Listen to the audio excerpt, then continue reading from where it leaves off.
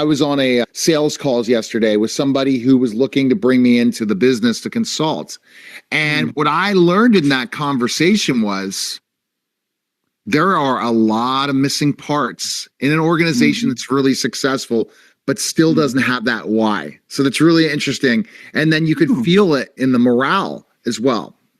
Well, it boils down again, if the individual on the work floor isn't feeling happy, enabled, empowered, etc., etc., etc., aligned with their reason for their existence, you're going to get mediocre performance. No doubt. So this is a really good one. You emphasized communication is the heart of leadership. I just talked about my mistakes with my team that I had to let go because I wasn't scaling right, that I brought one person back from that my communication skills with my team is not as good as my communication with my clients.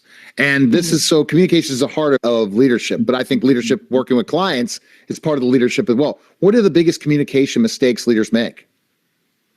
I believe we've been taught that communication is about sending. I believe it's not about sending, it's about receiving. So if we could stop thinking of communication as I'm busy sending my messages, I'm busy convincing you that I have the right idea, blah, blah, blah, blah, blah, and listen more carefully, I believe we align with the needs of our client, even if we're in sales, with our team member, if we're just working internally in the team.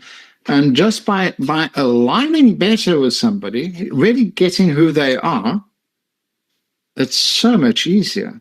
Yeah, it is. And you're making me reflect in so many ways when I go to that next level.